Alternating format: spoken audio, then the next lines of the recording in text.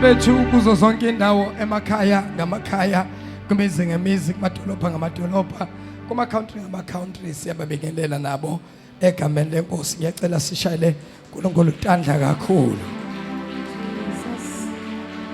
Ungakahlali phansi ngicela ubingelela abantu ababili abathathu sawubona waze wamuhle uncome nje into ulalihloko lakho yayinhle ingubo yakho hayi yayinhle lekhoti oyigqokile uncome nje uthi yinhle hairstyle yakho uncome nje uthi hayi cha ayilihle ibhlukwe lakho yinhle isudu oyigqoke uncome nje ngithi uyayibona ke leyo nto leyo nakho-ke mshayela isandla esikhulu uNkulunkulu. Thank you, Jesus. Hallelujah. Ake nimphinde futhi nimshayela izandla kakhulu. Thank you, Jesus. Bayethe ngonyama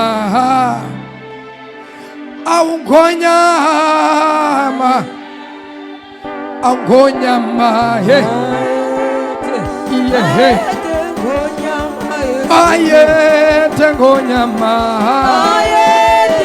awungonyama kodwa bakhona abantu yini emhlathuze na bayethe ngonyama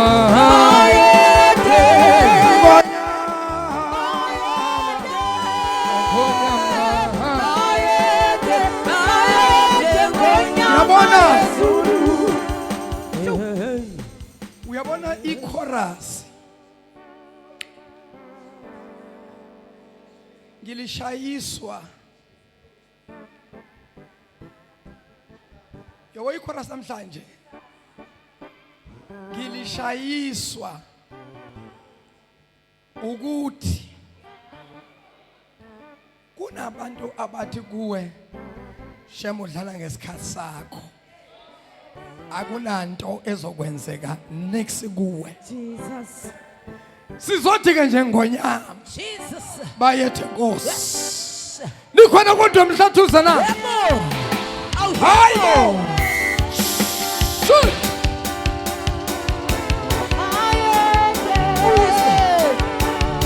ngifuna abantu basamhlathuze ke bazodansa badansa uNkulunkulu bayethe ngonyama awukhonyama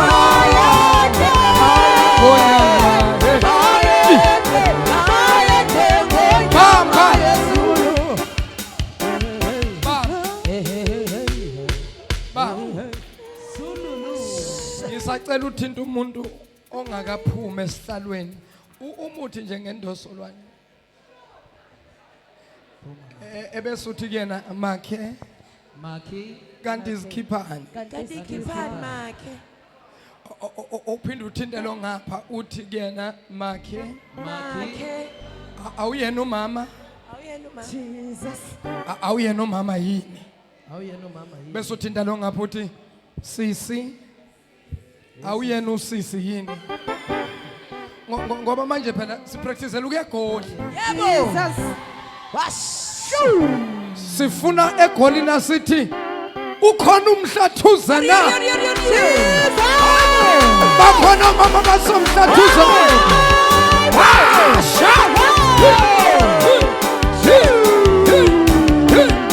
ayethe ngonyama awungonyama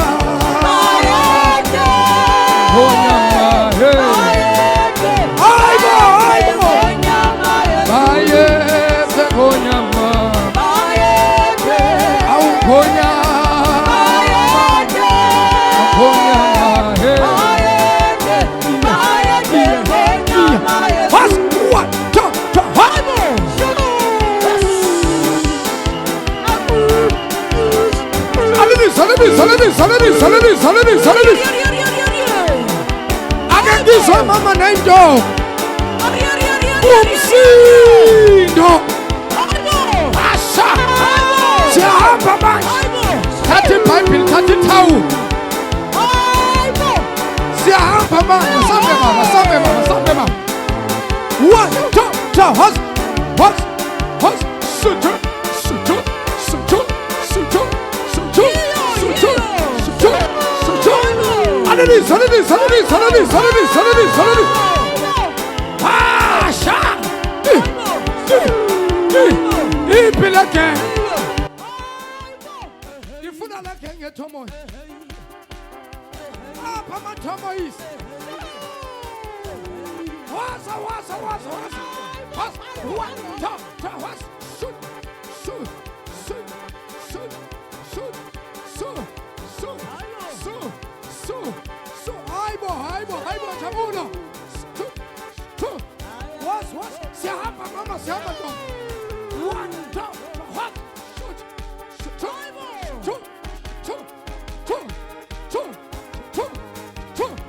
Underneath, underneath, underneath, underneath, underneath, underneath, underneath.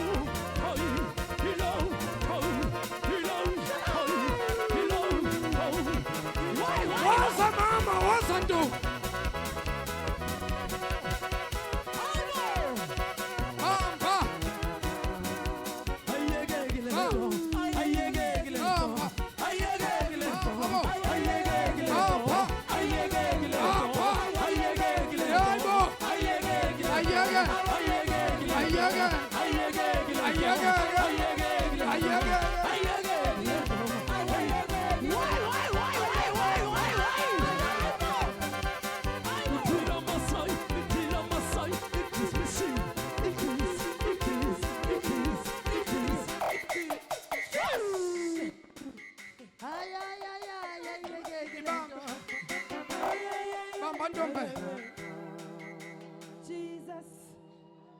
Niyazi ngibanjiswa yini? Mama Ntombe. Niyazi ngibanjiswa yini? Sengiyabona ukuthi ngase kudansa mina noSabelo la. Kanti inkonzo esiya kuyo eyomama neintombi. Manje sengisho ukuthi si right. Sino mfowethu. Ngisho ukuthi si right, angazi noma niyangizwa. Ngisho ukuthi cha si right nje.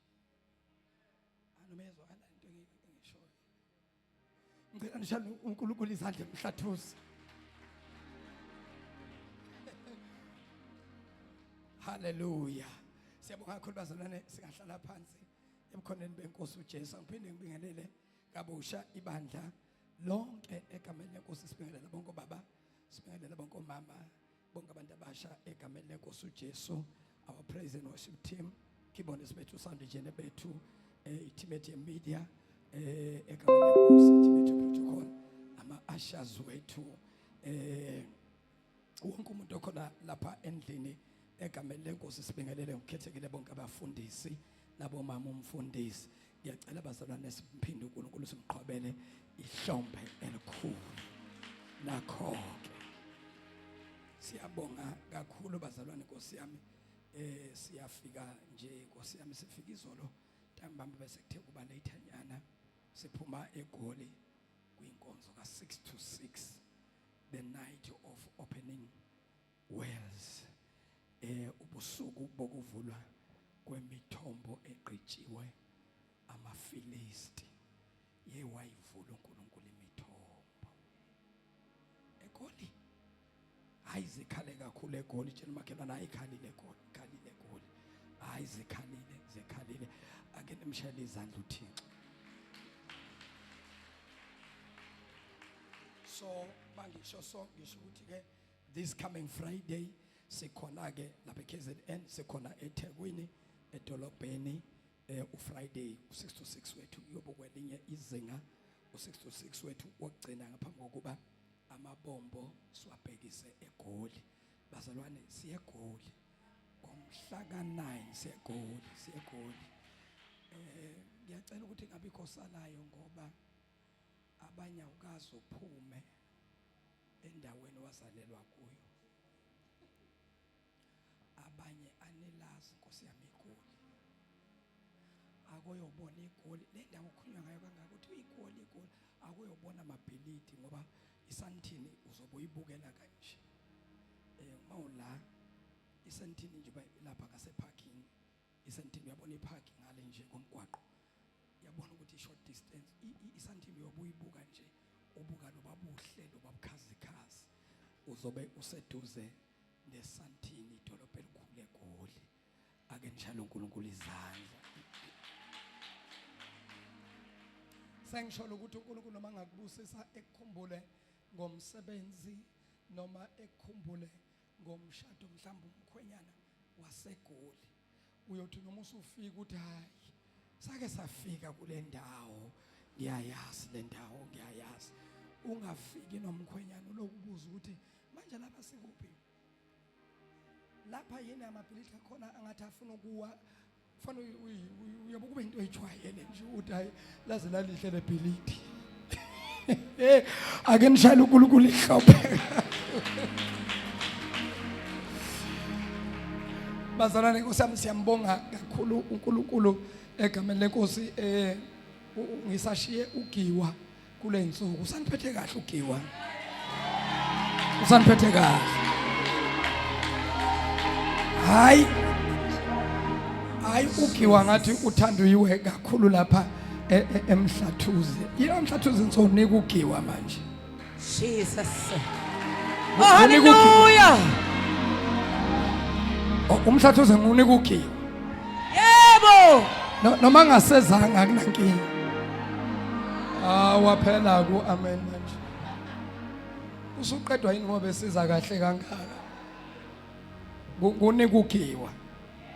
Awubamba uGiwa.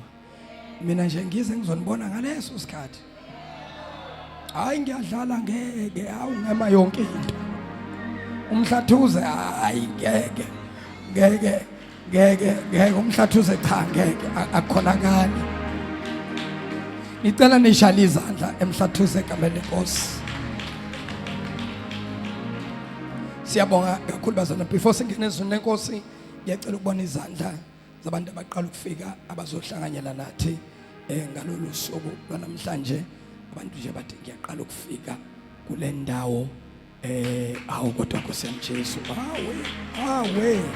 hawe niyawazi umkhuba wala ekhaya. Hayi bo bazalwane nawo ke sisi umkhuba wala ekhaya ke lo senze njena umuntu mayefikile enqala ukufika simbingelele simnikeze uthando simuphi ihug simshange high five simnika ngoba sibandla nje lothando silibandla nje lothando ngoba sikwazi ukuthi sinoNkulunkulu kodwa singabi nothando. Uthando lungaka gaga uthando lungaka uthando lungaka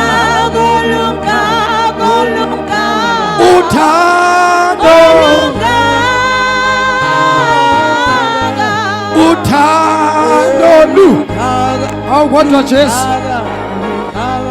uthando lungaka uthando lungaka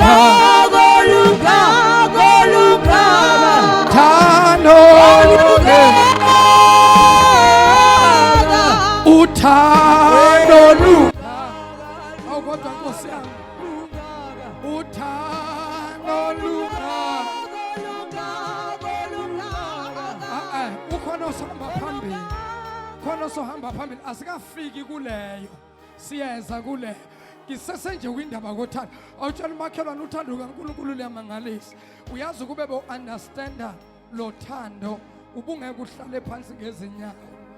Uma ngabe ubuqonda uthando lukaNkulunkulu ubuzoma ngeenyawo, ngoba njengoba uhleli la wena wawubheke esihogweni uyongena ngo-360, kodwa uthando lakunqanda, lakujikisa, lathi asiyile kodwa siyale. Kodwa yini esingayigodlela uNkulunkulu? Ake sisho, ake sisho, ake sisho. Ngifuna ukubona nezandla nazo ziluleka zisho ukuthi ulinganisa ukuthi lungakanani. Sambe mfowethu, uthando, uthando,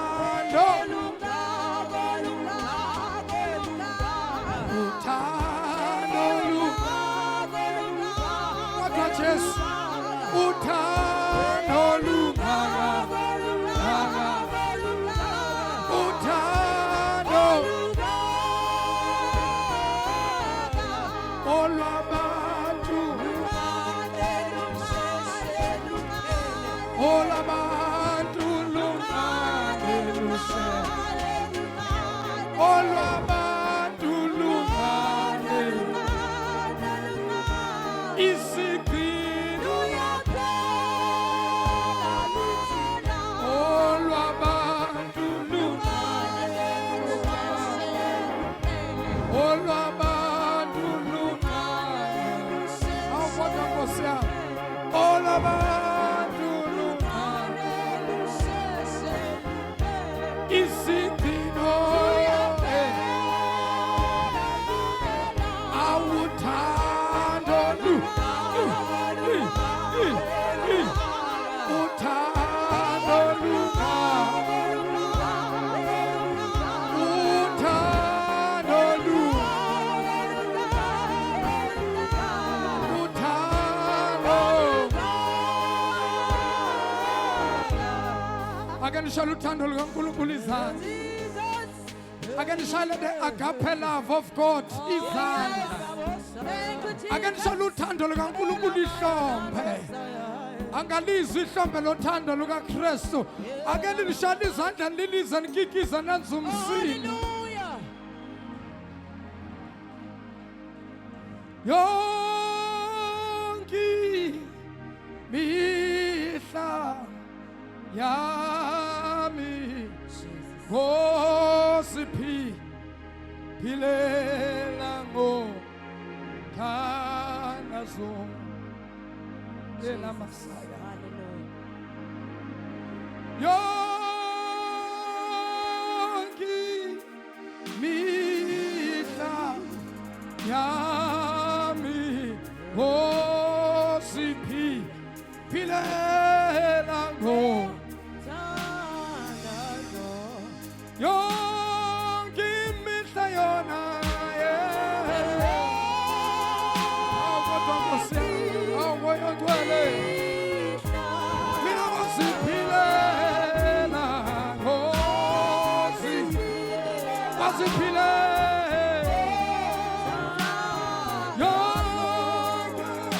yonke imihla, yonke imihla mina ngoziphilela.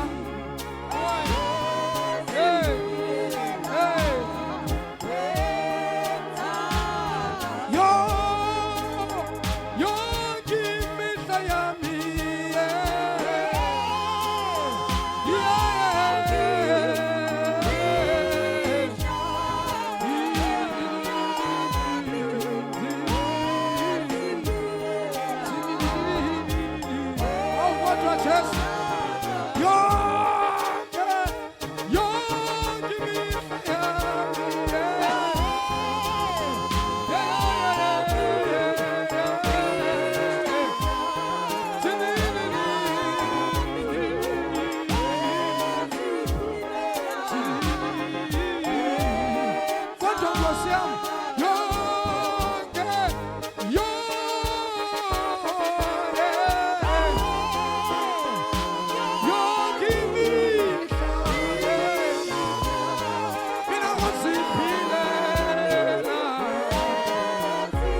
kodwa singahlabelela yini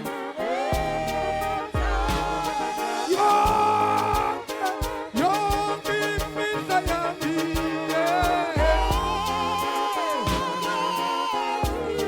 yonke imihla mina ngosiphile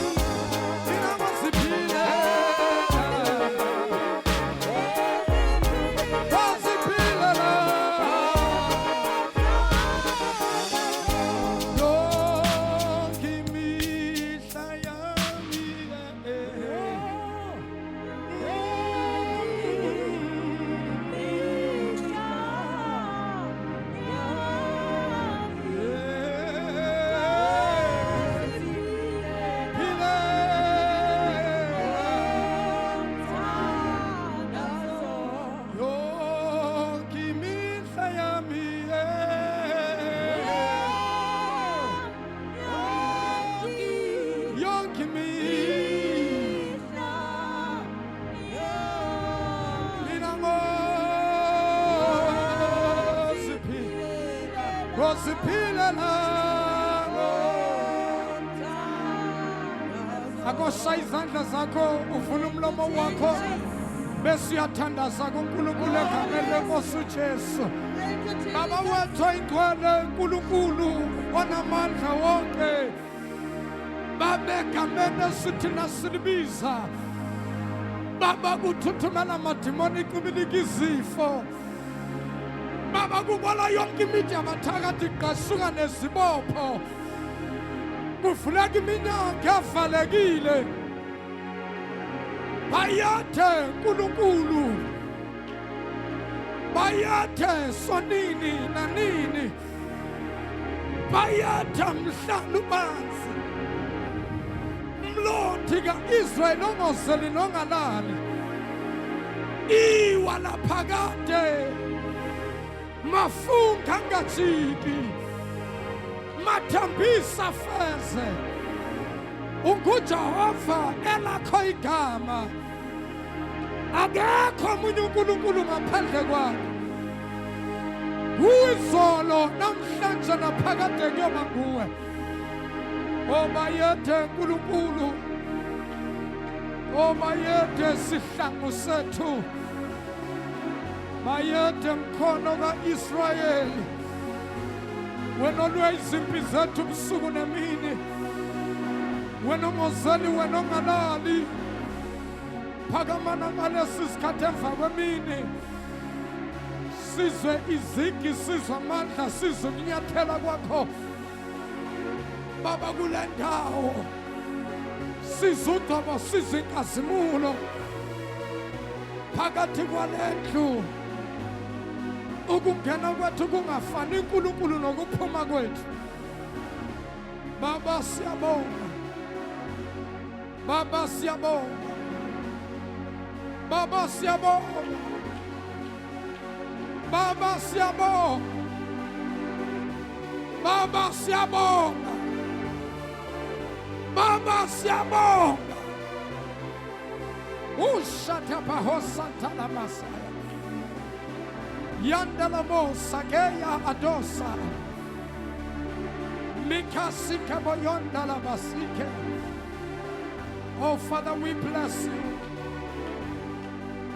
Father, we worship you. Oh Shana Mahas,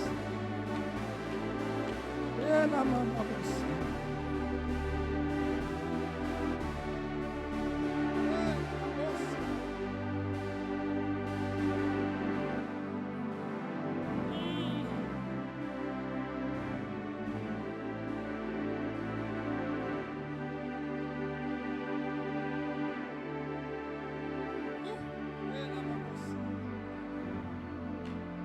Yes, Lord.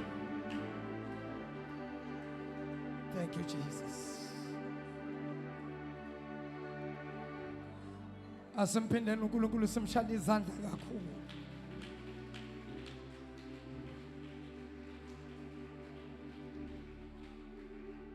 Qobeleni ihlombe elikhulu uThixo wethu.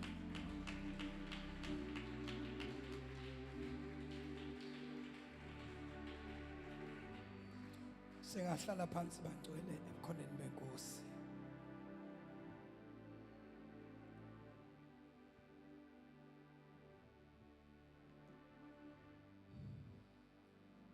Thank you, Jesus. Asimpindeni simshaya izandla.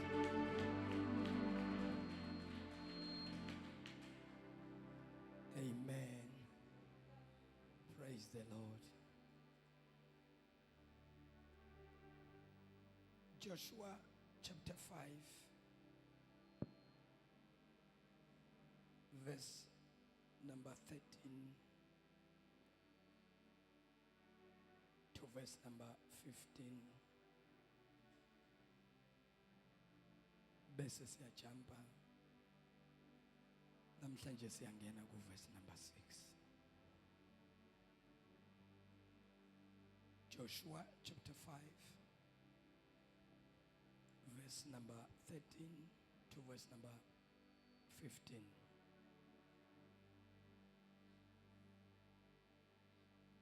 bese siya ku chapter 6 from verse 1 to verse number 10. Incwadi kaJoshua chapter 5 from verse 13. Kwathi uJoshua esengaseJericho waphakamisa amehlo akhe wabona, bheka nanso indoda malunganya naye enenkemba yayo ihoshiwe esandleni sayo. uJoshua waya kuyo wathi, uvuna thina noma izitha zethu na? Yathi, cha, ngifikile njengesikhulu sebandla likaJehova. Go underline lokho ukuthi ngifikile kini njengesikhulu sebandla. Cha, ngifikile kini njengesikhulu sebandla. Uku underline lokho asambe. uJoshua wayesewa ngobuso emhlabathini. uJoshua wayeseguqa ngamadolo phansi, wabhekisa ubuso bakhe phansi phambi kwalendoda. Wakhuleka wathi kuyo, Wabese kayathandaza kulendoda, wathi kuyona, ithini inkosi yami encekwini yayo na? ithini inkosi yami ebuza uNkulunkulu ukuthi uthini, ebuza kwisithunywa ukuthi ithini inkosi yami encekwini yayo na? Isikhulu sebandla likaJehova sathi kuJoshua, Isikhulu sebandla sabe sesiyamphendula uJoshua sathi, khumula izicathulo zakho onyaweni lwakho. sabe sesithi isikhulu, ngingakakutsheli ukuthi uthini uNkulunkulu wakho, akukhulule lezi hlangu zakho nezicathulo zakho, ngoba le ndawo omi kuyona yonke le ndawo ingcwele. Jesus. Angazi noma abazalwane basahamba nami, namba nami. Amen. Yes. Jesus.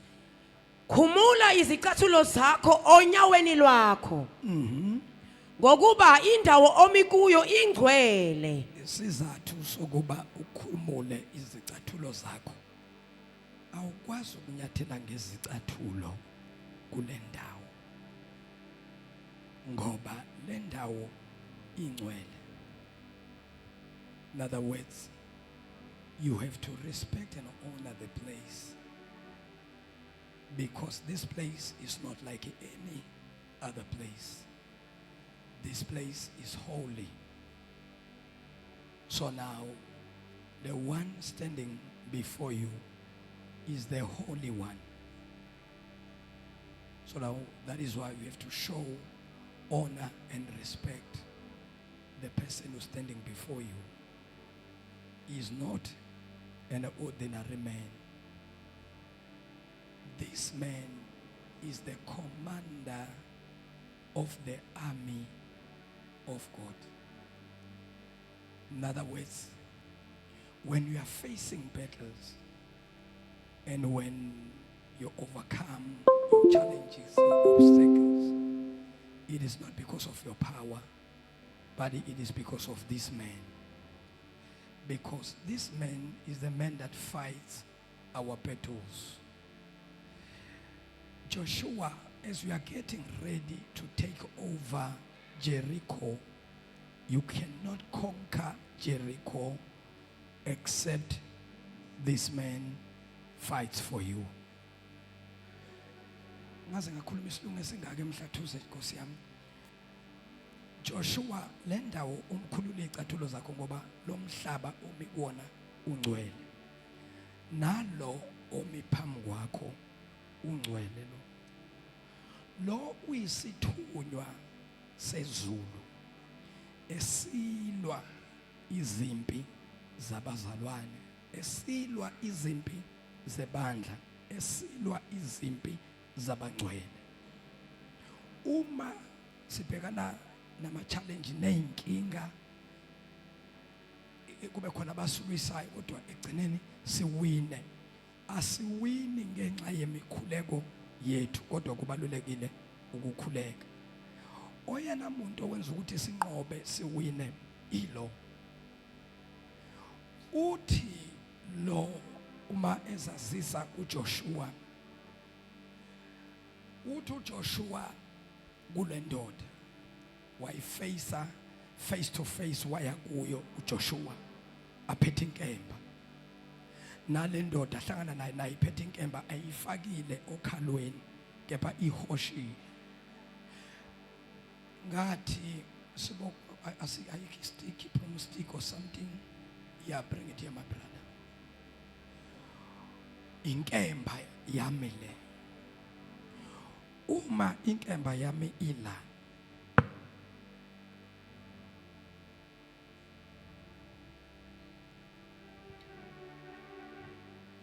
uma inkemba yami ihleli la,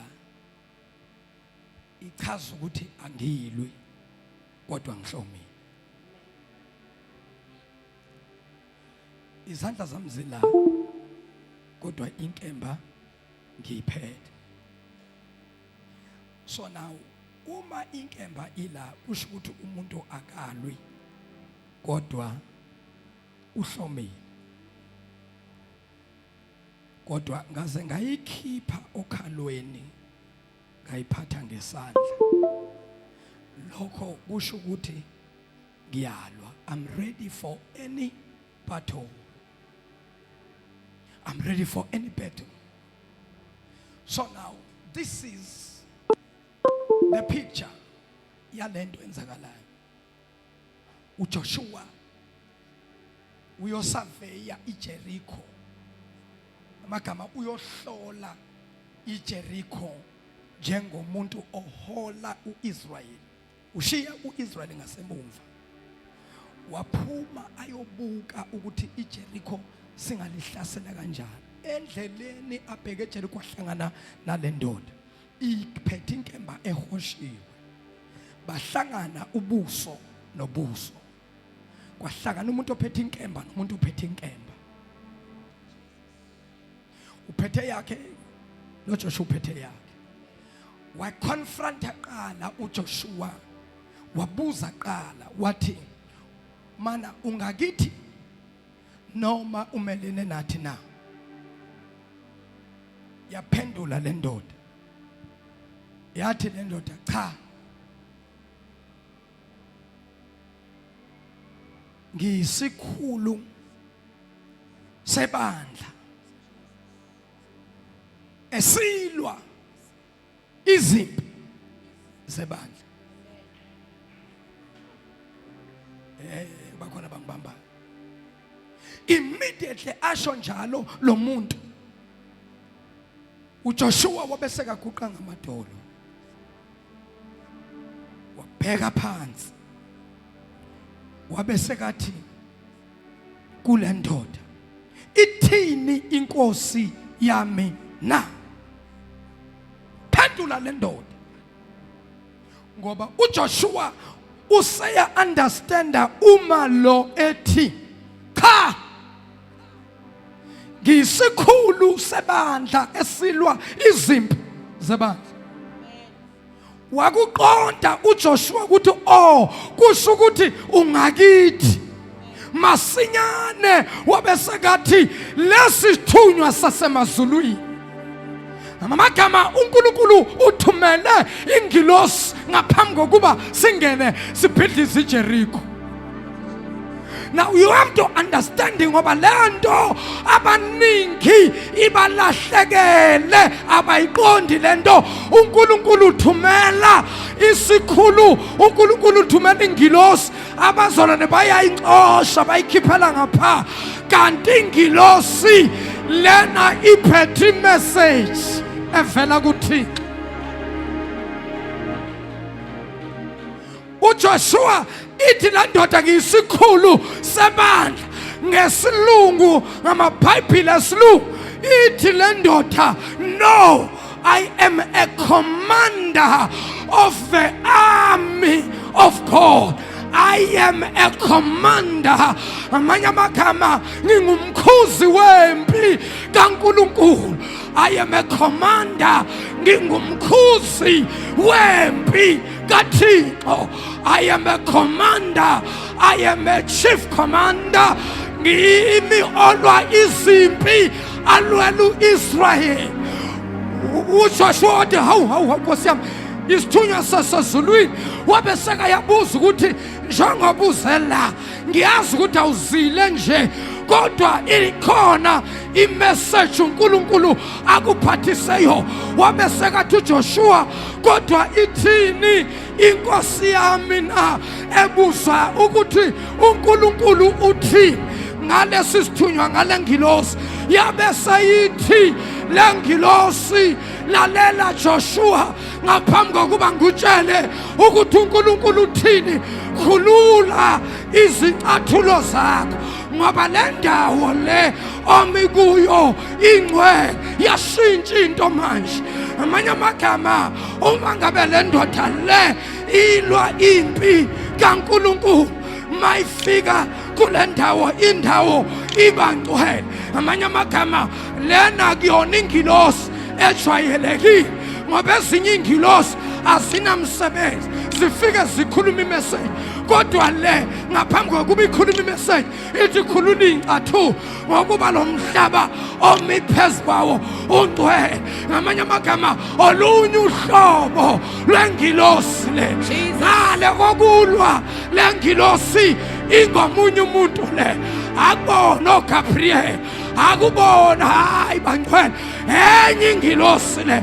Ngoba uNkulunkulu nayefika kuMose, uMose abona isihlahla esivutha umlilo, wasondela efuna ukubona ukuthi ithini into esihlahla. Yakhuluma ivoice esihlahleni yathi, Mose, Mose. Ngamanye amagama, lo yamuntu ongabonakali osesihlahleni uyangazi, nake ngibiza ngegama lakho. Wayesathi uMose, ngilapha. Wathi, lalela Mose, ngikuJehova uNkulunkulu ka-Abrahama, ka-Isaka, kaJakobe. NginguNkulunkulu woyise, nginguNkulunkulu woyihlo. Lalela, ngifuna ukukuthuma eGibhithe, kodwa ngaphambi kokuba ngikuthume, lalela, khulula izihlangu zakho ngoba le ndawo omi kuyo ingcwele. Ibhayibheli wakhulula uMoses wasondela. Ngamanye amagama, le nto ichaza ukuthi any place,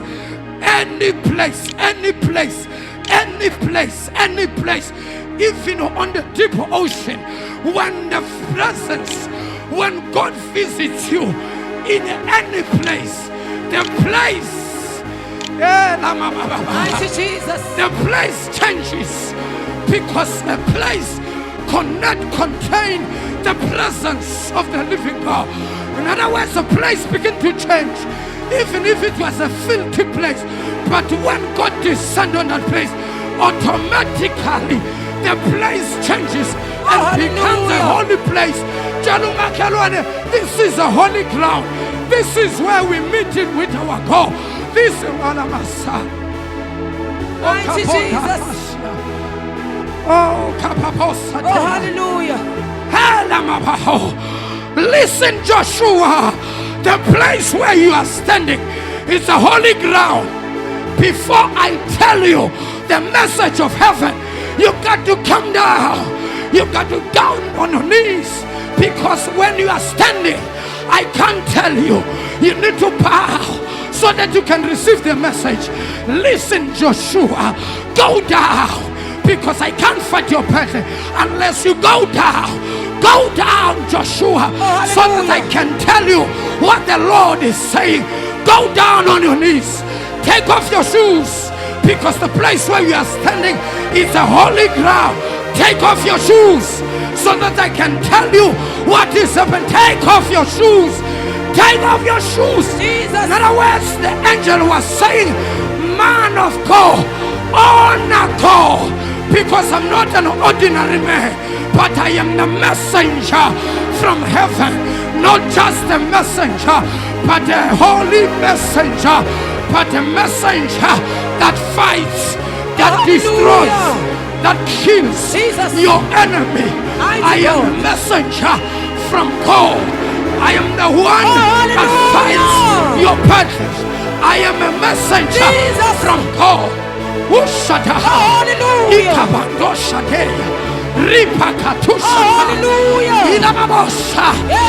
I am not just an angel that laughs with people, but I am the angel that stand against everyone that stand against you.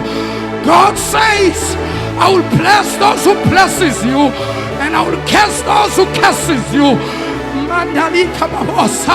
Hey! Take off your shoes. Jesus.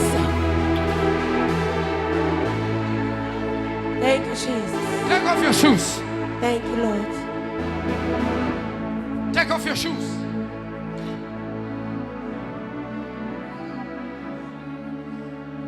What is the meaning? Yokukhulula izicathulo.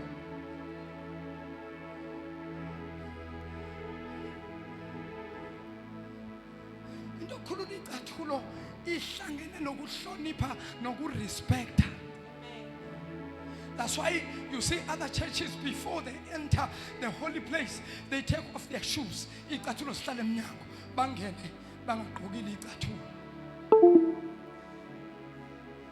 Isho ukuthi into yokukhulula izicathulo isho ukuthi inkosi sesikhona phambi kwakho, siyasehlisa. Jesus.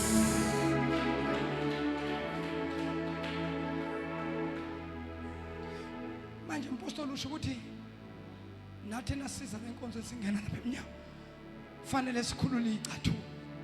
Lalela thina asisakhululi izicathulo lezi, kodwa sesikhulula izicathulo zenhliziyo.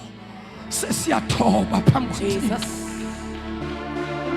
ngoba akuzukusiza ukukhulula izicathulo sishiye emnyango singene kodwa inhliziyo ibingathobanga. Oh, hallelujah.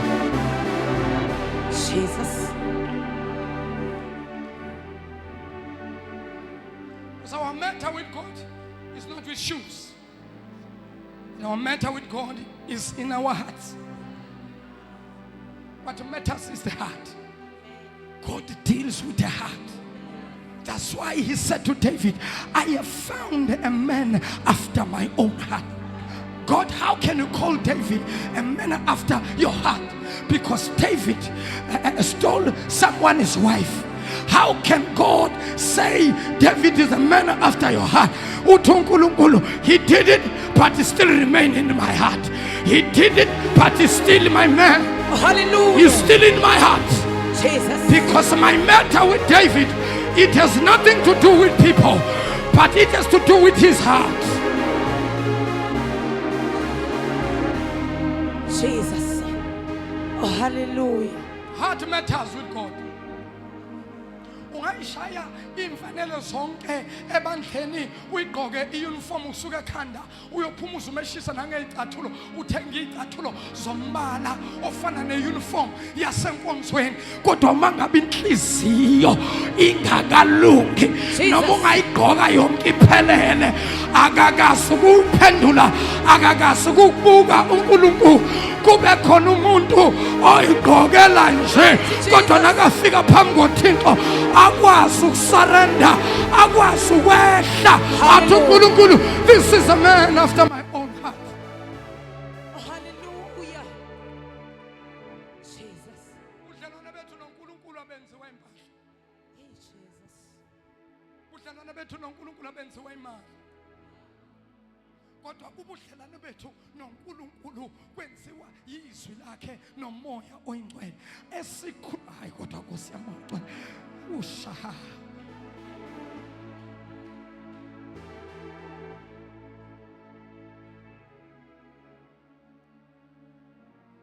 akunohlobo labantu olicabanga ukuthi mawunayo yonke iuniform yasesontweni then automatically uzongena ezulwini.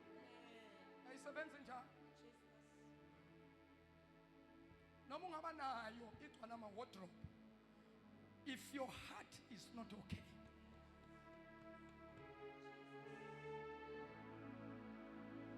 into yethu noNkulunkulu inendaba nenhliziyo. Ubudlelwane bethu noThixo busuka enhliziyweni. Jesus. My God. Listen, awungeke uthi ngumzalwane. Angeke ngisho noma ungakhuleka ngelimi uthi ramasanda iyababashike. If your heart is not okay with God, all that you are saying, all that you are doing it in vain. Hallelujah. Thank you, Jesus. Your heart must be clean. Why can't you say David is a man after your heart? Because after he sins, he comes back to me and say, Father, I have sinned against you. Please, Lord, have mercy upon me. Baba ngonile phambi kwakho ngicela intethelelo. uDavide wayeloyo muntu loyo athi noma phambukile abuyele kuThixo. Oh, hallelujah. uNkulunkulu usebenza ngenhliziyo. Usebenza ngenhliziyo. Uthi incwadi yesambulo bheka ngimi emnyango ngiyangqongqoza. Imuphi lo mnyango uNkulunkulu eme kuwo? Umnyango wesonto? Cha. Imuphi? Inhliziyo. Ngoba wamukelwa ngenhliziyo. Nawungakavumi, nawungakamvumi ngomlomo, wamvumela ukuthi ahlale enhliziyweni, awukabi naye. Kumele uvume ngomlomo, ahlale enhliziyweni. Yilowo nalowo olizwayo izwi lami avule umnyango, mina noBaba siyawungena sihlale kuye. Mighty Jesus.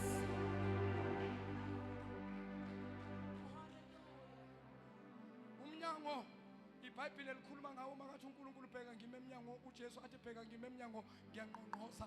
Usho umnyango wenhliziyo, ngoba ngaphandle ukuthi umfake enhliziyweni awukamamukeli. Ngoba kukhona abantu abathi ngiyavuma Nkosi ngiyisono, yebo ukushiya, kodwa inhliziyo awuyivulanga. Amazwi wawasho kodwa inhliziyo awumnikanga.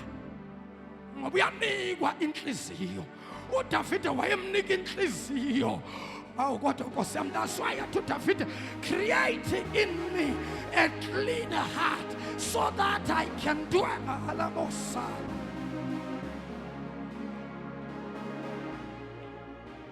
Oh Nkosi yami, ngicela ukuthandaza.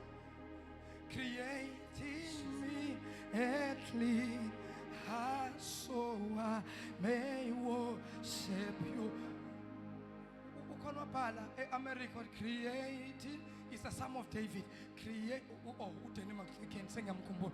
Creating me a clean heart so may I worship you. Creating me a clean heart so I may worship you. Meaning I cannot worship him if my heart is not okay. Creating me a clean heart so I may worship you. Ikipotela ikasazi slow. Creating me a clean heart so I may worship you.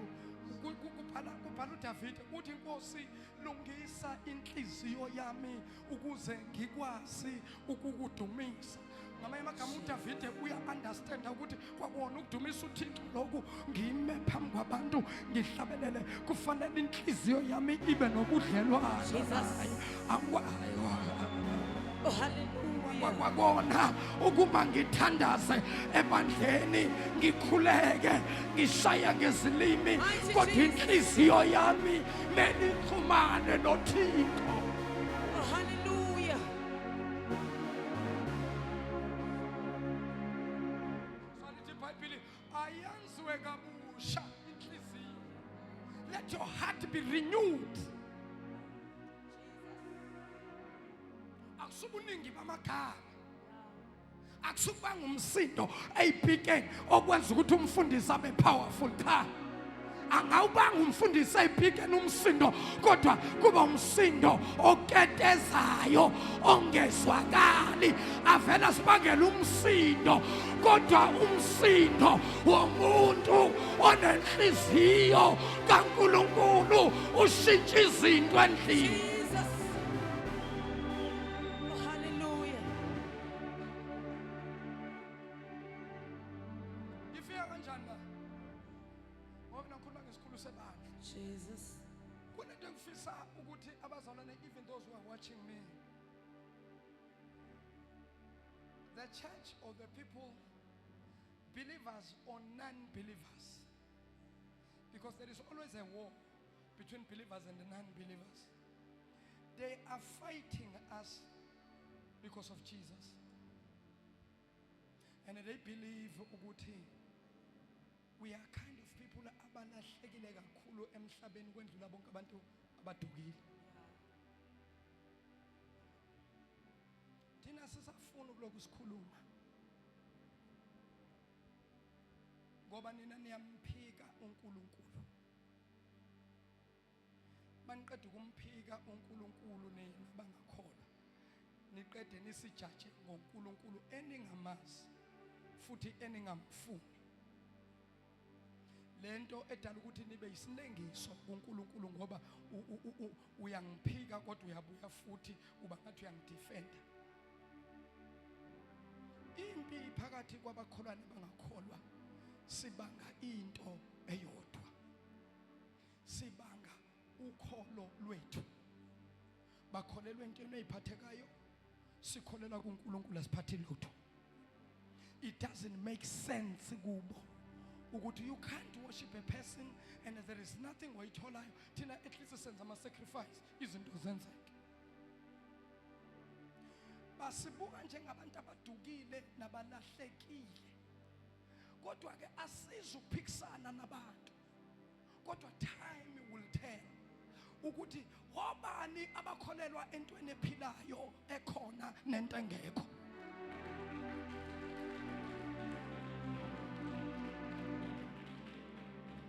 Njengoba ubona kunje, kuzawuhlukaniswa kwezinsuku zokugqibela, kuyawuhlukaniswa izimvu nebhokwe. Itsho iBhayibheli, ndaze ndathetha ngesiXhosa. Asifuna ukuloku silwela uJesu, silwela uJesu, uJesu uzoyilwela. Into engeke siyivume ukuthi nisifake iminwe emehlweni in the name yokuthi singabazalwane. That one we will never tolerate. Yima wo, yima wo, yima wo, yima wo, yima wo.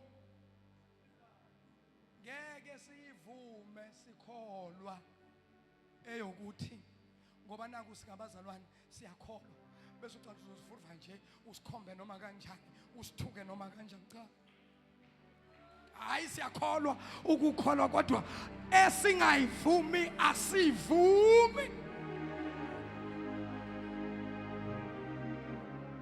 Njalo umunye umzalwane ehlushwa kulo azoma kwamasho remlas, ehlushwa umakhelwane akho ongakho weza kimi wafika ecela umntwana mfundisi ngisacela ungikhuleke. Hey baba, awazi sinomunye umakhelwane lapha othi masasuke into zakhe, yazi baba ngaso noma ikhandala lomuntu liyasebenza.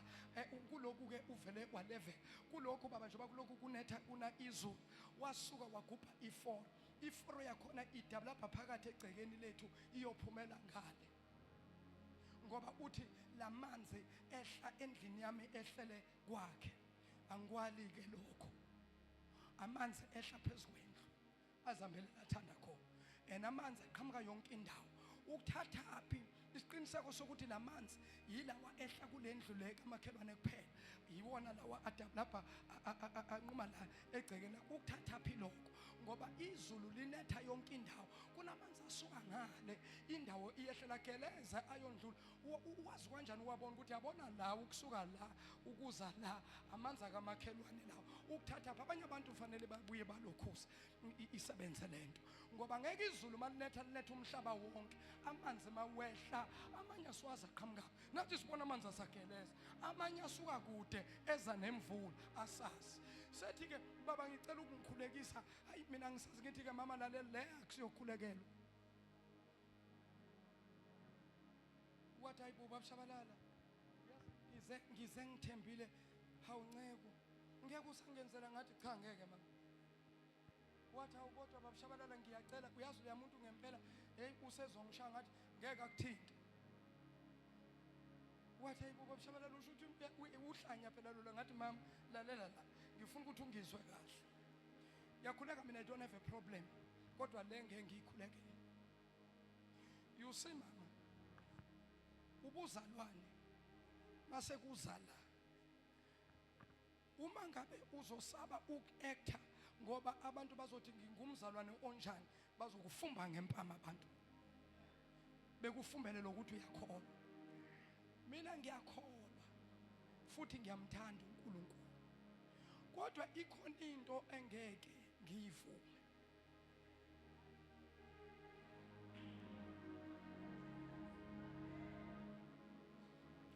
Kunesisho sesilungu esithi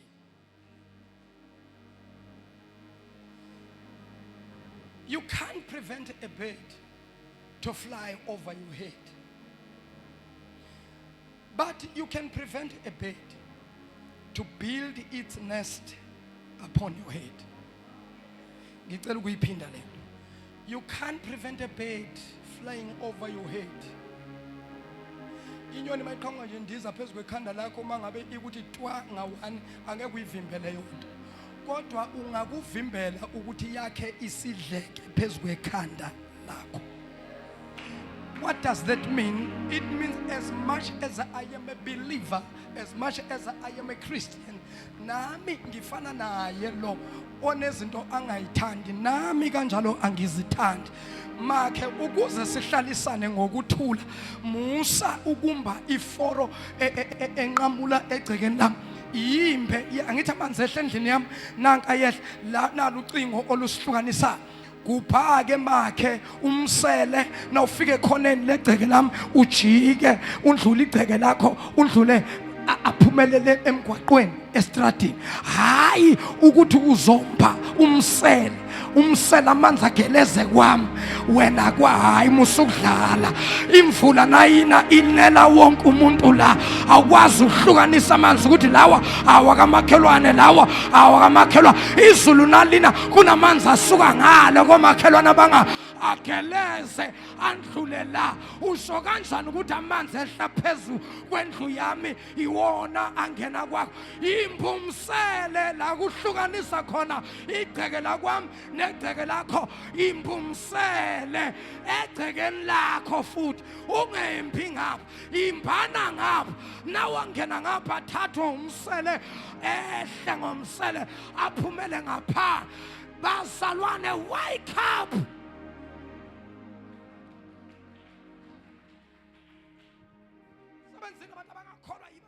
Position because they are talking too much. Ayi uNkulunkulu uzobabona wena uyobabona nini? No 10 years usebenza la company, umuntu ubefundiswa uwe izolo umsebenzi. Usenikezwa ipromotion uno 10 years, uno 2 years. You can't even contest into enjalo ukuthi wait a minute. Asihlaleni izinto kahle fairly in this company. This one I can't tolerate it. Ufana nabantu trainer abantu emsebenzini yonke igenge efika itrainer wena kodwa masefane bakunika iposition banike labantu boba train. Mina ke mangeke yenzeke leyo. Ngitrain abantu bazomsebenzi bebangawazi, mabaqeda bona bazophatha mina, into angeke yenzeke leyo. I rather resign. Ngeke ngivumele kunezinto hayi uNkulunkulu yazi usazongilwela wena bawuqeda abantu wena boqeda utshelwa yimi.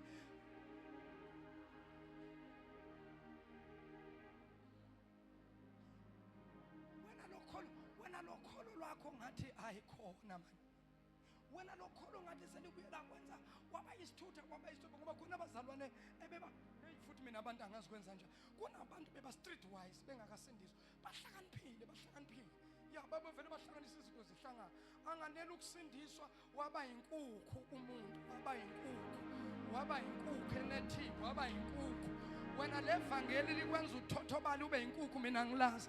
Mina ngazi ukuthi ivangeli lingamandla kaNkulunkulu. Nangikhulume nawe makhe wangezwa ikhona indlela engizokhuluma ngayo nawe ukwazi ukungizwa. Njengoba nawe ukhuluma ngami ngendlela engizwa, nami in return ngizokhuluma nawe uzwe.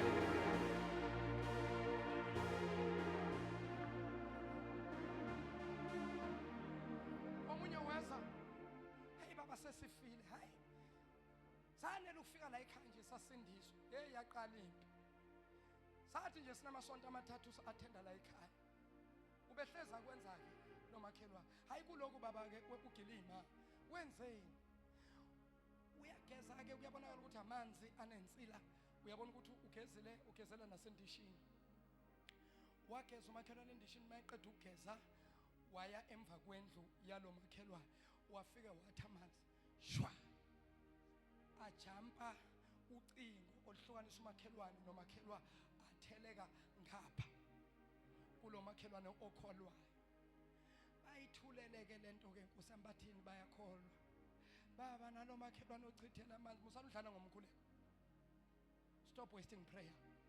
Prayer is a very serious thing. Prayer is a spiritual warfare. Stop wasting. Prayer is a relationship between God and man. Stop wasting your relationship with petty issues, things that you can address yourself.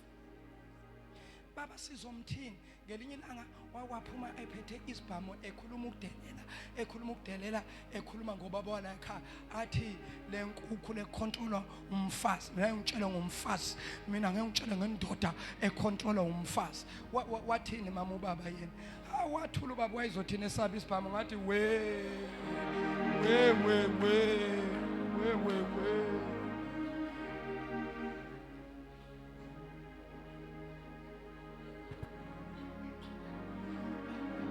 Thathani susani lento kimi, ngingaze ngishaye bonke lamavaka afika ngevangeli amagwa. Funa izinto thina ezizothi yima wo, umthetho yima wo, nami ngulindile, ngilinde.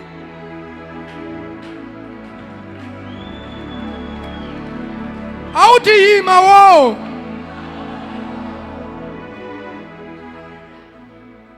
Wena unamanga, akusasikhona ukuthi uyakholwa, uligwala. Vika ngokholo.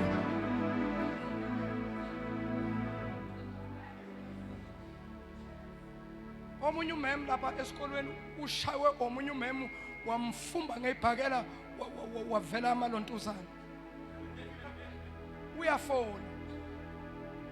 Babishabalala. Sekusanda kuqeda ukusuka impila. Ngishaye omunye umem usengishaye baba ifoni yami nje bengizokubonisa nje ngigcwele ama blue eyes ngithi mina ukushaya ngani. Uthi ngishaya baba ngebhakela ungishaya impela ngithi mina manje lesikhathi wena ekushaya wena waswenze njani? Wathi baba bengizothini? Ngithi ke sisi ngicela uname enye prayer item lena ngizokuyikhulekela. Wathi kodwa baba hawu isihlungu singangishayiwe babishabalala ngishayiwe ngithi kahle. Ungangenzi umfundisi ocruel, umfundisi omumbi. Mina mawuzocela iprayer request kimi kufanele wazi ukuthi yini efanele ngiyikhulekele, angikhulekele noma ngabe yini. Wena ushawe ngani? Wathi baba kade ngishaya ngebhakela ngithi wena wathini? Uthi baba kade ngizothini? Ngithi ubukathi uzothini? Awunazo izandla, awunawo umlomo. Baba akwana umthetho wasemsebenzini ukuthi silwe. Baba uyafinwa lapha noma uxoxe ngithi wena angithi usushayiwe already wena. Uba wazi nomthetho uzokwazi ukuyidefend. Kukhona into yokushaya umuntu. Umufake induku. Ube wrong uboshwe. Bese kuba khona ukushaya umuntu. Kulento abayibiza ngomthetho ukuthi i self defense. Yabona uma unge wangifumba ngempama mina ngakushaya ngesibhakela uma siya ecourt mina isibhakela sami ngeke basibale ngoba mina isibhakela sami nje ngize ngizikhiphe ngoba kade ngizivikela kuyimpama zakho. So leyo nto ibizwa ke ngokuthi ke i self defense, ukushaya umuntu in self defending ngendlela yokuzivikela wena ngoba ungeke umele iphake wena bayakushaya hayi kahle mem kahle mem ngenzeni mshaye mem lo azokwazi ukuvula izandla mshaye. Wena unezandla bayakushaya wena izandla mahengari nje uhengile nje hey shaya nawe mara baba kanjani ngoba mina ngingumzalwa uyaganga wena uyaganga noNkulunkulu uthi ezulwini awangena amagwala awangena amavaka ukulwa nomuntu in a self defense form asikho isono lapho lento ngiyenza ngoba ngizivikela.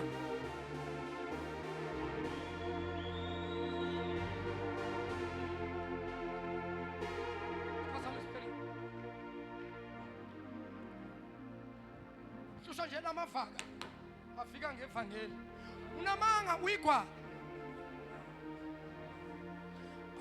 ayi thina mpostoli Velimpi asiyithandi we uzophela ke uzophela induku hayi basazokushaya shem bakushaya baze bakudonse ngale inwele zakho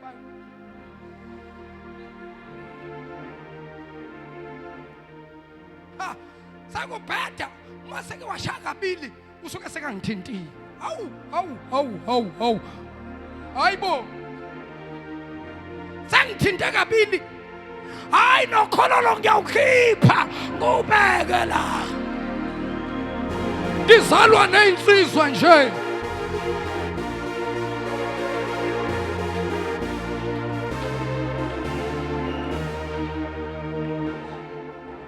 mina ke angisiye lo mzalwane othi nabakushaya ngapha uthi shana lesa singapha ngeke ngikwenze mina lokho nginezandla ngindoda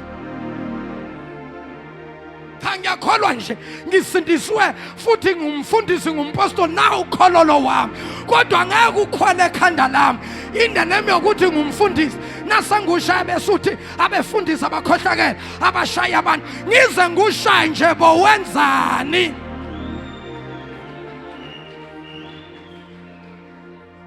bazongifayina abapostoli sokubonela uShumane lapho ukhipha ukhololo baba mawenza ama example ungenzi ngizoshaya iphi kanti bonanza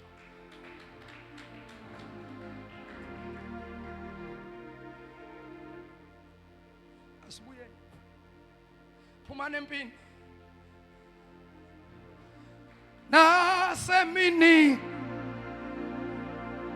Jesu wami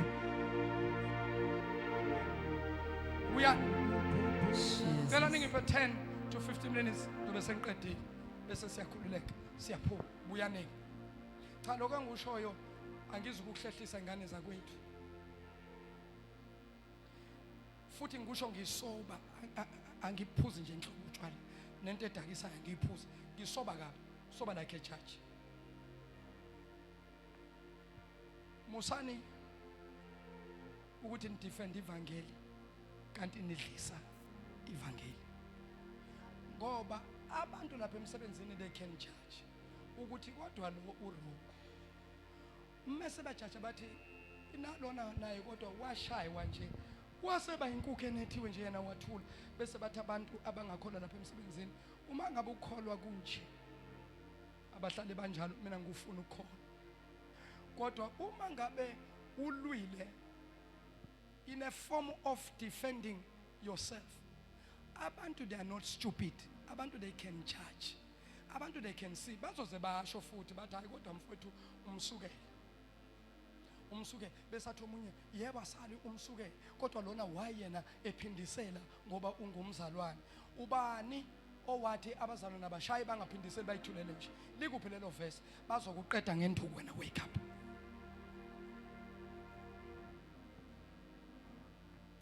ngihamba nabazalwane lapha lo ngithi ngiphethe amasotsha lo ngithi ayivive sorry ayivive kanti ngisho kumavaka nje abantu bathi makusuka impi bathi hayi babashabalala usaluyibona bona eThekwini kwakwenzeka enye into kwafika amaphoyisa efonelwe ngabantu abalwa nathi ngoba siphazamisa izinto zabo kulabo 6 to 6 inkonzo zasebusuku bafonela epolice station beza eduze nasesontweni ngoba umsindo wesound njoba yabo nje abala egarage bayasizwa bafonela epolice station bathi kunabantu abafake isonto la ebusuku bafona after 12 ngoba umkhule kwango 12 namandla bathi nabafona epolice station bathi these people they are disturbing our lives, we can't sleep. Epolice station bayezwa efonini behind ukuthi kunomsindo okhona bathumela amaphoyisa afika amaphoyisa afika zikadala sathi efika zapaka amaveni ngaphandle zakhuphuka itepisi go ngiyashumayela ngathi nangithi ngiphonsiso ngabona iuniform eblue ha saphaka amakugcina into engayishumayela lapho sengishumayelela nalokuthi vele nabo lento abeze ngayo uNkulunkulu vele kasala bathi ngqi ngathi uNkulunkulu kasabi umuntu uNkulunkulu angehlisa nomuntu ngisho no president angamehlisa esihlalweni ambeke phansi uNkulunkulu ayikho into emehlulayo nabaphethe angabehlisa akhuphule qale mama phoyisa ezokuthi hayi ngathi uyagadla lokufundisa bathi basuka babizwa ubaba labe protocol bathi siyicela ngibona ngezwe sekwehla kudwa kubehla nabo ufika ubaba phansi bathi no bafowethu lapha siyakhonza sisendaweni yethu number 2 indawo esikuyo is an industrial area. Industrial area means the place umsindo awubheniwe umsindo uvunyelwe ngoba lapha kuyakhala nepanero ama grinder ke such so industrial area is a place of noise, so you can't tell us what we are making noise because we are in a suitable place to make noise. The only difference with the noise that we are making ukuthi ewethu uneyigubhu akhali futhi lo igubhu ngcono kunalo abantu balele ebusuku bakhuluma bathi hayi bafethu khulekani bathi into eswenza somcela umfundisi nabafana ukuthi bathi kuyithoba kancane bahamba amaphoyisa aphindele emuva ngabuka labo baba bathi kumfundisi hayi qhubeka ngathi ho bangipompa ngasho babuya kwesibili mababuya bathumela umfazi omlungu angazi noma nani khona abanye bala babe khona wawukhona sisi kweza umfazi omlungu angazi noma uyena ophethe istage wafika umama omlungu egqoke lama vest oma reflector amaphoyisa nabona la khaya wafika wema ngasedepisini eminyango wema kanje noma wabuka istage ngashintsha ukushumela ngesizulu ngashumela ngesilungu hey isilungu sami nje sixabene nebali limhlophe uyabona lapha enkonzweni manje ngake nje nithi uthatha ibali limhlophe ningayizwa into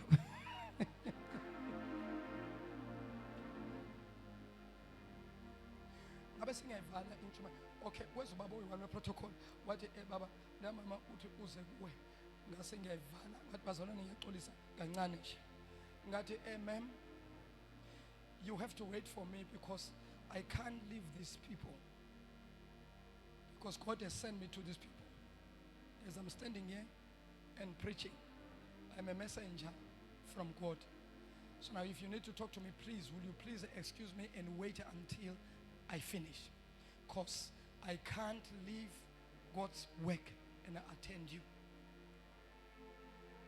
What about Nami? I'm also on duty at when men we have to give one another respect. You have to wait for me. I have no choice. I rather fear God than fearing you and your law. Because your law doesn't heal me. And your law doesn't keep me. But God's laws keeps me. What you first do? Okay, it's fine. I will wait for you. It's fine. Oh, ngashumayela. Wacabanga ukuthi ngizoyela. Ngashumayela into engenza u40 kuya ku45 minutes emile.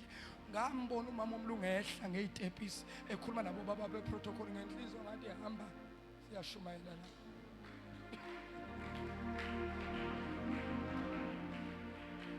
ngicela ukuvala.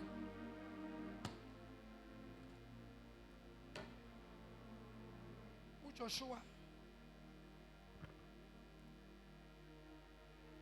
as the children of Israel they were about to take over Jericho. Ufuna ukuthi nibambe lento ngivala ngayo.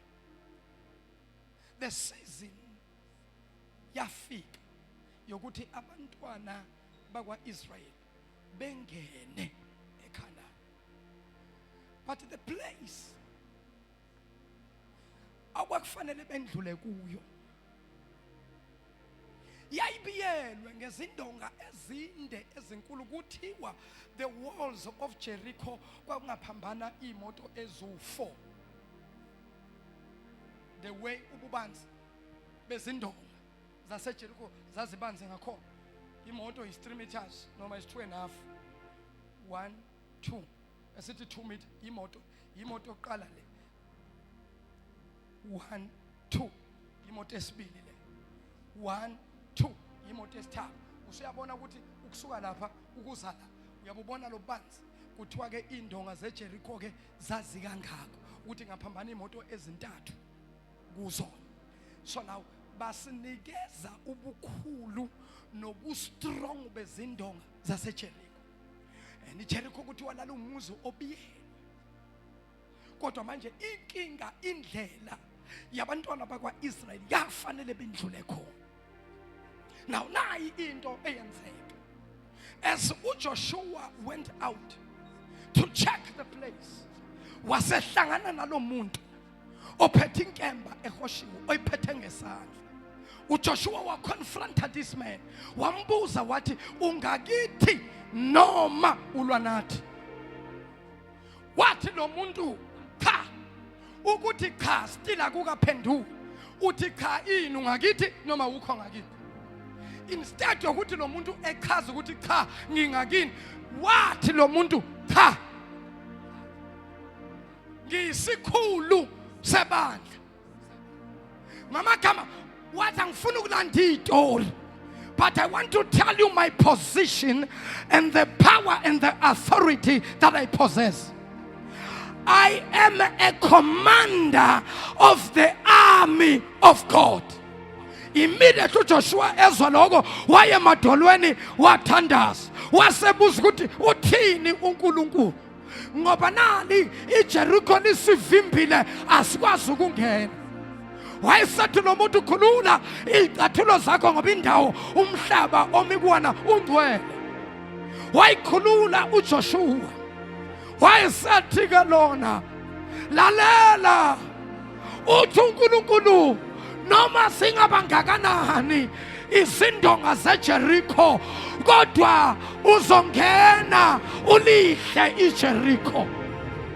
Wathi uJoshua angicela ukuzwa baba, wathi lalela uthi uNkulunkulu njengalokhu wayehamba noMose nawe uyawuhamba nawe.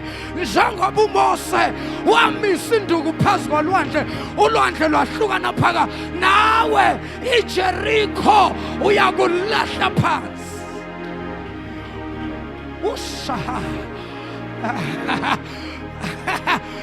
Kwabonakala kuyinsambatheka kuyinganekwane ukuthi kanjani kuthiwa phezu kwezindonga zeJericho kwakuphambana amasotsha awu4 awu2 ayale aphethe ikhala aphethe izipha ayamasha phezu kwezindonga, amanye ayale kugadwe iJericho. Ya wafika uIsrael, wathi uNkulunkulu ukuthi isecurity yakhona iqinile namandla, ukuthi izindonga zakhona zinamandla zakhiwe ngamatshe. Wathi uNkulunkulu anginamsebenzi mina, ngizobabonisa ukuthi mina nginguJehova. Nayi into eyenze. Now wayesethi uNkulunkulu kumadoda ayejwayele ukuba phambili alwe izimpi zikaIsrael, wathi uNkulunkulu Joshua thatha amadoda empi wabuyisele ngasemumva, bese uthatha ikwayi uyibeke ngaphambili, bese niyaqala nizungeza izindonga zeJericho, nizizungeze nizizungeze kuloko ka7 bese niyakhamuluka nenza umsindo abashaya ama-trumpet bashaya ama-trumpet abashaya izigubhu bashaya izigubhu amina amadoda phezulu abuka u-Israyeli ambukele pha bayayibuza ukuthi labantu benza labantu sebayahlala ngoba uNkulunkulu makazokwenza into wenza into ngezinto ezidelelekile baze bacabanga ukuthi usuyakhula lesikhathi bemasha abantwana bekhwaya yabekwa phambili babecabanga ukuthi u-Israyeli uphelele akasazi ukuthi manje kumele enzeni kanti hayi uNkulunkulu usemsebenzini uThixo uNkulunkulu westrategy wasungesa u-Israyeli kuthiwa kulo ka7 base bathi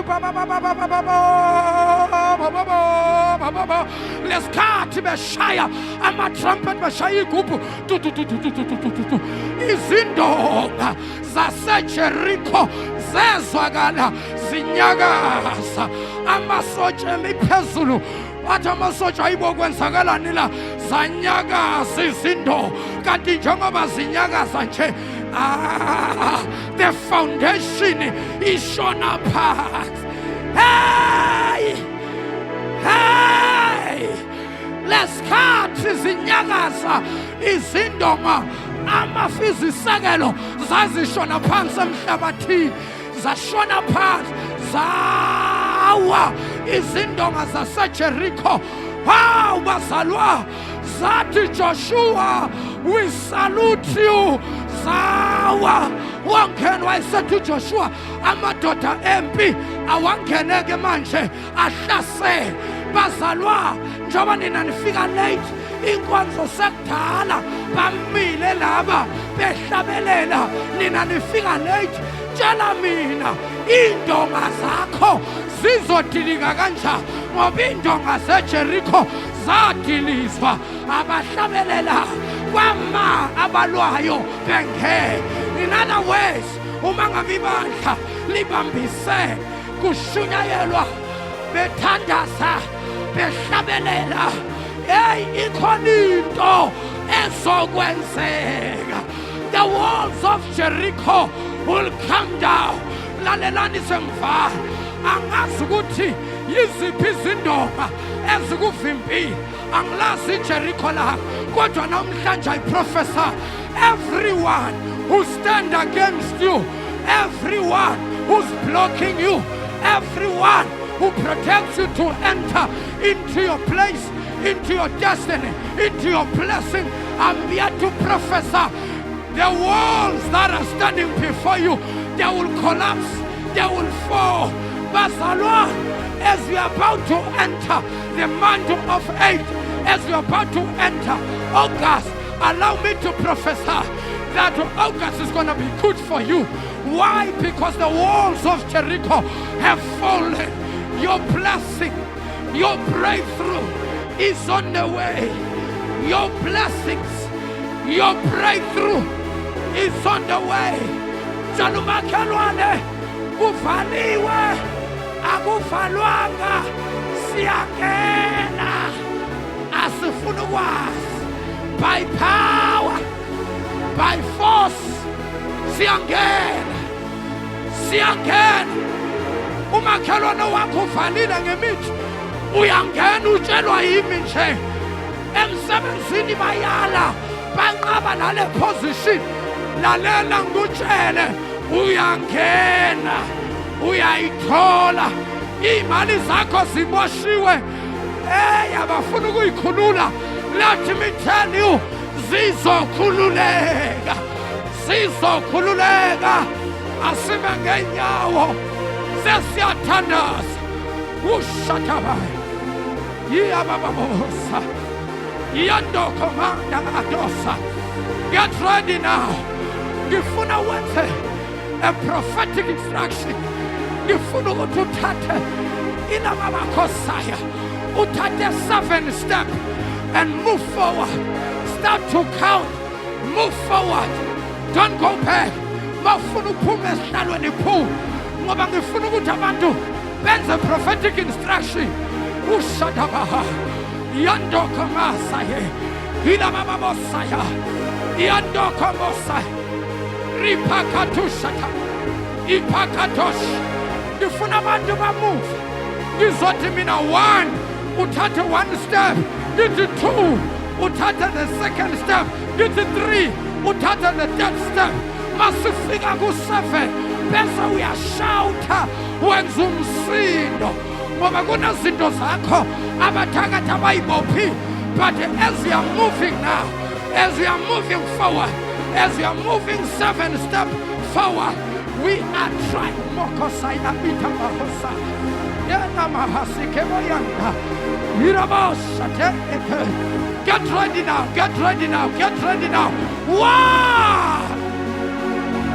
2, 3, 4, 5, 6, 7. Shampakaya. Shimamamosa. Ripakatoshata. Ipakatoshatamaya. Ikamayonda la basike. Alamamosa. Yandakababos.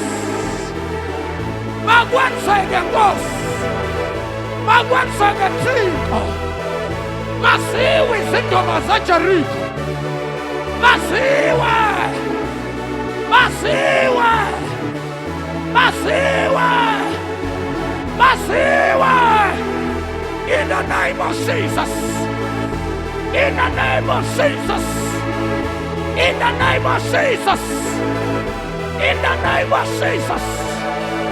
Shikapaya tapapa. Shibababoya. Yandana bosa daya katos. Riba babosa. Shaizanda zako besiamo. Shaizanda bongo kunubu. Ela babos. Ela mama. Yandana babos. Shaizanda zako ngakunubu na lutiko.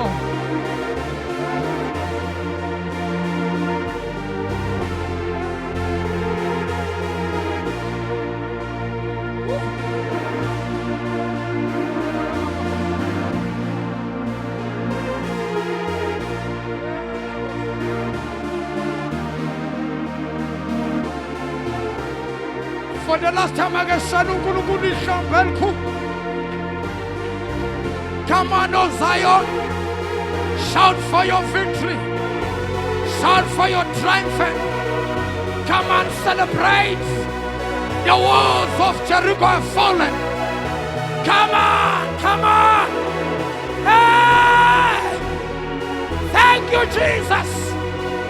Thank you, Jesus. Thank you for victory. Shaya for the last time.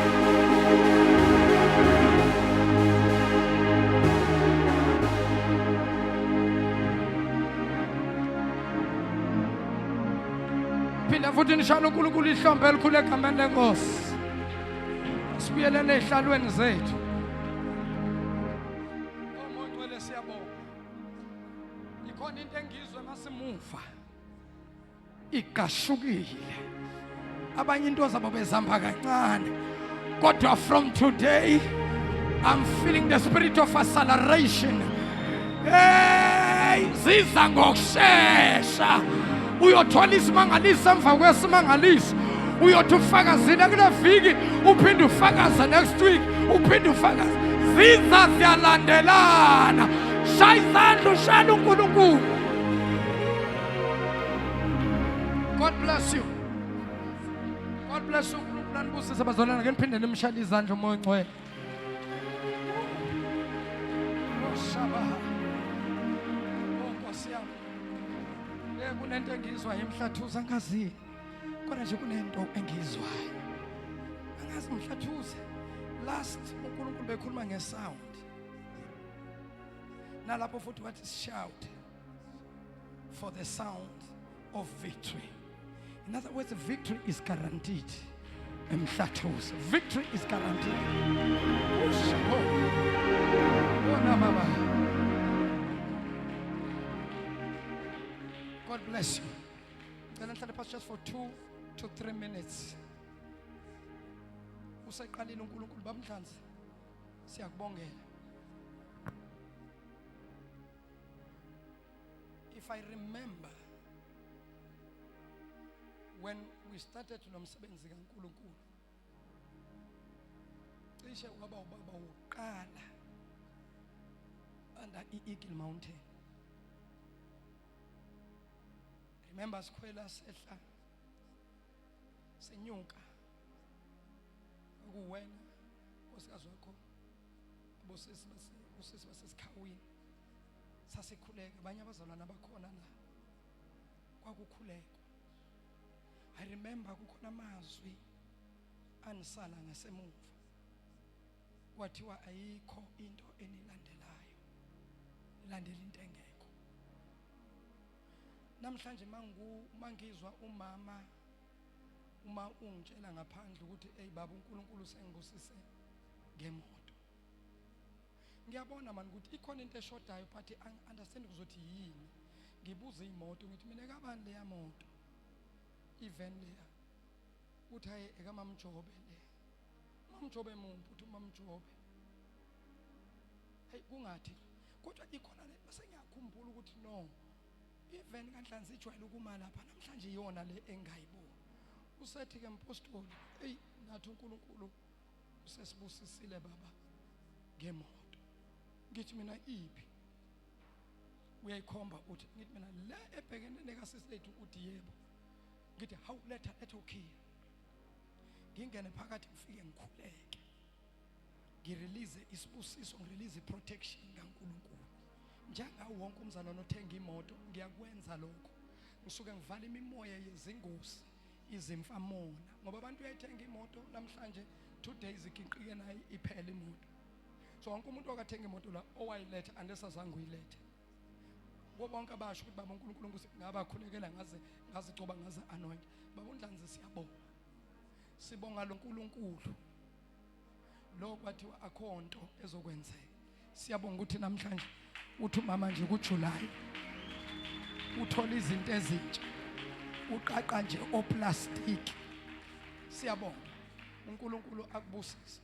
A special thanks kuye ubaba uNdlanzi. It was not easy izinto ezasala zimlandela ngasemumva. So that is why sithi siyambonga uNkulunkulu ongabuki njengabantu. uNkulunkulu uneyakhe indlela abuka ngayo. Ake simshayile izandla kakhulu.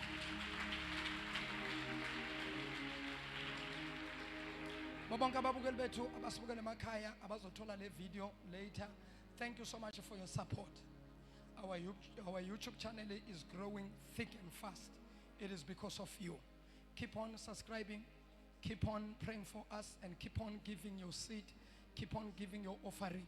You shall see the goodness of this God. If God did it for Mr. Ndlanzi, God will do it for you. May God bless you and keep on supporting us. I am your apostle, MJ Shabalala. I salute you.